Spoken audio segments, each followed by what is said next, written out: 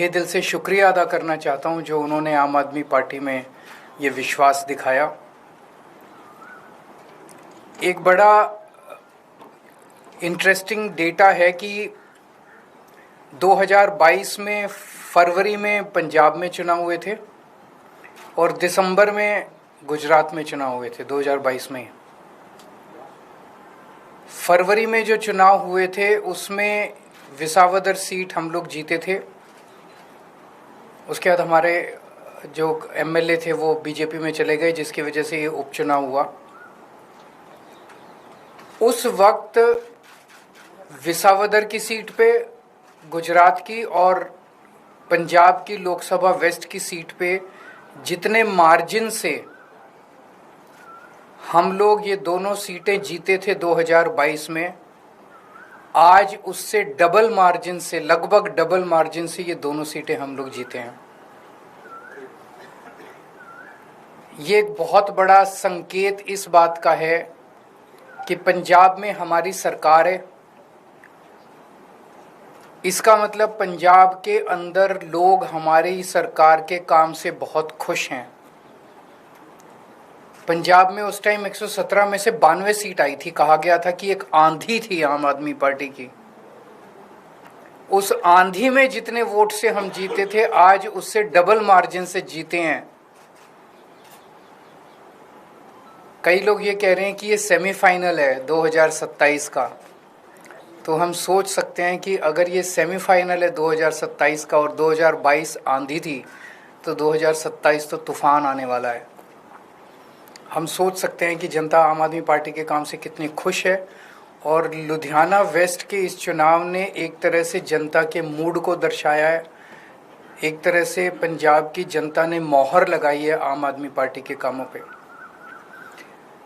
विसावदर के लोगों ने भी डबल मार्जिन से हमें जिताया है। जितने मार्जिन से उन्होंने हमें 2022 में जिताया था, उससे डबल मार्जिन से जिताया है। अक्सर कहा जाता है कि बाईपोल में रूलिंग पार्टी जो होती है वही जीतती है। गुजरात में रूलिंग पार्टी बीजेपी है और बीजेपी की तो इतनी पकड़ है शासन के ऊपर, प्रशासन के ऊपर, पुलिस के ऊपर, सारी एजेंसीज उनके पास है। और जिस तरह से साम दाम दंड भेद सारे तिगड़म लगा के बीजेपी चुनाव लड़ती है, उनसे गुजरात के अंदर चुनाव लड़के जीत पाना तो बहुत मुश्किल है। तो अगर डबल मार्जिन से लोगों ने ये वोट दिया हमें, तो ये दिखाता है कि गुजरात के लोग अब 30 साल के बीजेपी के कुशासन से कितने ज़्यादा त्रस्त हो चुके हैं। और अब जनता अपनी आवाज़ उठाने वाली है। जनता ने अपनी आवाज़ उठानी शुरू कर दी है। और ये दिखाता है कि आम आदमी पार्टी की पॉलिसीज़ के ऊपर और आम आदमी पार्टी ने जो पंजाब और दिल्ली में काम किया उसके ऊपर गुजरात की जनता ने भरोसा दिखाया है। आम आदमी पार्टी पे भरोसा दिखाया, आम आदमी पार्टी की लीडरशिप पे भरोसा दिखाया है।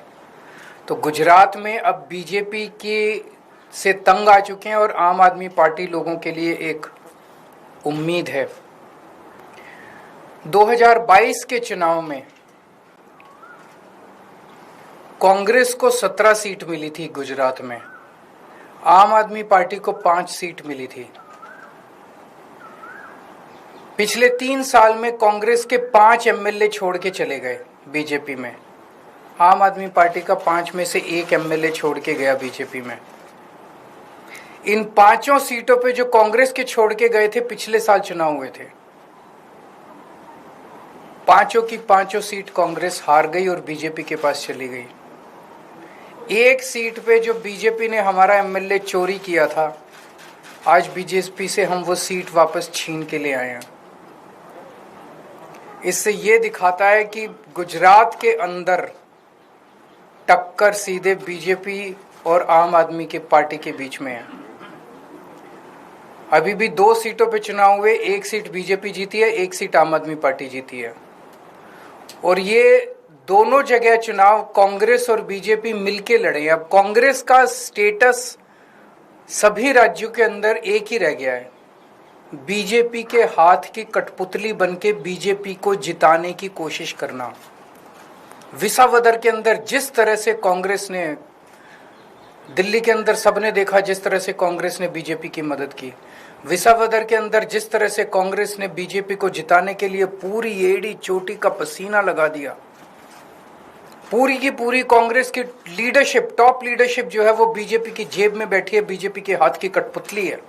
एक कांग्रेस का आम कार्यकर्ता बीजेपी को हराना चाहता है, एक कांग्रेस का लोकल लीडर अब बीजेपी को हराना चाहता है, लेकिन कांग्रेस की टॉप लीडरशिप वो देखता है कि वो सारी की सारी बीजेपी की गोद में बैठी है, बीजेपी की हाथ की कठपुतली है, बीजेपी की जेब में है।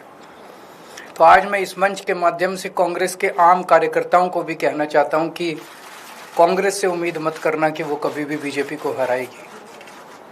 उनकी बहुत कोजी रिलेशनशिप है टॉप पे। केवल और केवल आम आदमी पार्टी पूरे तन मन धन से इस देश को और राज्यों को बीजेपी से बचाने की कोशिश कर रही है। जो अच्छे कार्यकर्ता है कांग्रेस के वो सब छोड़ के आम आदमी पार्टी में आ जाओ। अगर आपका कोई एक दो क्वेश्चंस हैं तो सवाल सीट खाली, क्योंकि आपके लुधियाना वेस्ट से जो चुनाव लड़े वो राज्यसभा से गए थे, ये सवाल खड़े हो रहे थे, लंबे समय से चर्चा थी कि राज्यसभा से कौन जाएगा, आपके नाम की चर्चा चली। चुनाव में विपक्ष ने ये सवाल किया था। राज्यसभा से कौन जाएगा ये पॉलिटिकल अफेयर्स कमेटी तय करेगी हमारी, लेकिन मैं नहीं जा रहा, केजरीवाल नहीं जा रहा। आपने तो मेरे को कई बार भेज दिया अभी तक। मैं राज्यसभा में नहीं जा रहा, लेकिन कौन जाएगा ये